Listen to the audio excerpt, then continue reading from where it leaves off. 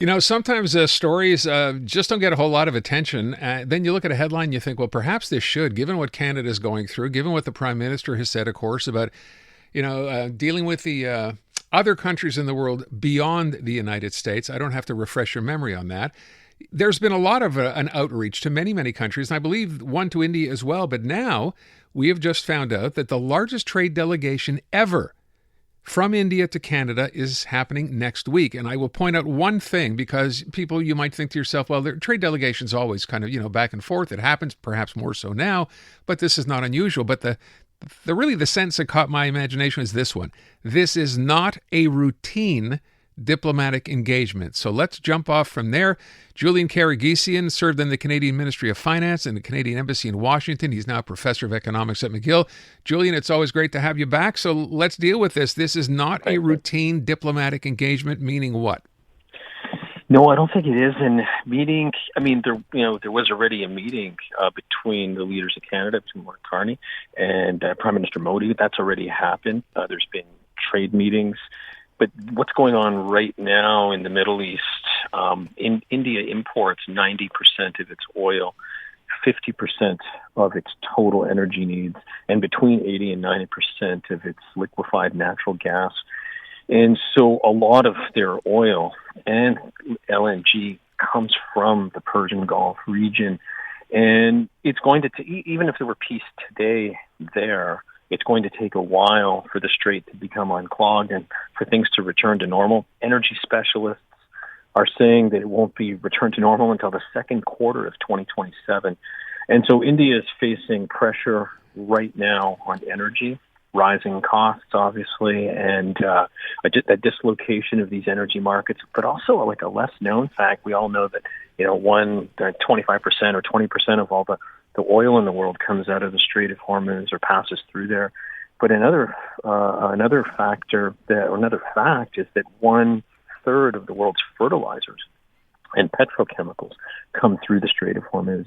And it's planting season.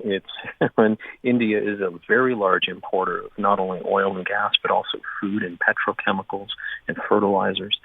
So they're facing pressure right now, and they've got 1.5 billion people to feed. And I think that influenced the size of the delegation, among other factors. You mentioned, and I think I brought it up as well, the idea that this is not the first meeting between them. We know that the Prime Minister had been there, right? Signed, from what I remember, a series of deals, right? With this Canada-India partnership. So clearly that's already been established. That would be some good news, I think, to begin with. No, absolutely. And I think this not only a follow-up meeting, and I think we definitely agree it's not a normal, routine, just diplomatic commission. So it's a follow-up because we've signed a strategic partnership with India. There's a big energy security aspect to that for us, for Canada, an agri-food and food aspect to this because we could be. I don't want to throw in the term superpower, but we could be even a much larger exporter of food and foodstuffs, basically agri-food. And so India would be one of the largest markets. China is self-sufficient in food, but they import and they export. But India is not even close. And so that is an immense market for Canadian food products, in addition to oil and gas. So this is a follow-up meeting, but I think the urgency, or it's been given urgency by what's going on in the Persian Gulf. So I will also point out, people, not too short a memory to remember back when Justin Trudeau, of course, kind of soured our relationship with India, accusing, well, we all know the story, of being somehow involved in the killing of a Sikh activist. That's now water under the bridge, Julian, because the relationship seems to be as good as ever. I do think that it's been put aside. Those were very serious allegations, and I'll leave it up to the police authorities and to the intelligence agencies to determine whether that was an extrajudicial killing or whatever it was. But whatever it was, that is now, I think, just a murder investigation, perhaps involving a state, but we don't know. But I think that's been parked aside. Okay. Not out of any lack of importance, but I think I don't think each of the two sides, not want to let this stop the relationship. So I'm just trying to get a number on this as well. Canada says Canada-India trade stands at $10 billion. So this is not insignificant. You know, No. some people point out to the fact that obviously when you have a trade partner next door like the U.S., even though, you know, going what three go through now, could India become one of the biggest trade partners then? Would that be even close? Remember, you're talking about a population of over 1 billion people here.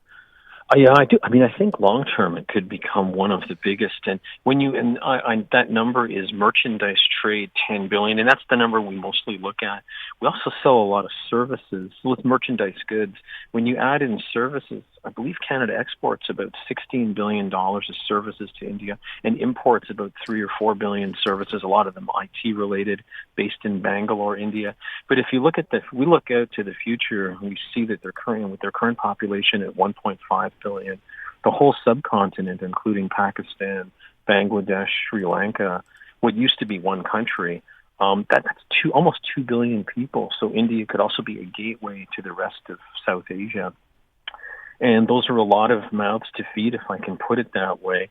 And the economy right now at market exchange rates, if we were to convert rupee to U.S. or Canadian dollars, is the sixth largest in the world. But if we use another measure that the World Bank and the IMF and other organizations use, they're the third largest economy in the world. And so and even if it's not big now at market exchange rates, it will become much bigger. It's growing at 7% a year. So a lot of opportunities for Canadian businesses. Listen, we're going to have to leave it at that. I would point out, based on your description, also what I've read, we have to look at this. We have to be optimistic. This could be a very, very significant deal for Canada if we're getting what we need to and what we want to out of this. Absolutely, particularly when we look at the energy and food sides of this, agribusiness sides. I think it could be long-term one of our biggest trading partners in our top three. Wow. All right, we leave it at that, Julian. It's always a treat to have you on. I appreciate it. Thanks so much. Thank you for having me, Aaron. Take care. Good care. Julian Karaguesian on, and we'll see what comes of this. As I said, they're visiting that trade delegation next week, and hopefully the announcements start to flow right after that. So fingers crossed. iHeartRadio is throwing it back. 2010s, the decade. To the days of huge hits and unforgettable anthems. A non-stop stream of the biggest and best. Drake, Rihanna, Beyonce, Katy, Gaga, The Weeknd, and more. All your decade-defining favorites, all in one place. Hi, it's Katy Perry. Hey, it's Bruno Mars. This is Kesha. Find 2010's The Decade on the free iHeartRadio app. Preset the station so it's always one tap away.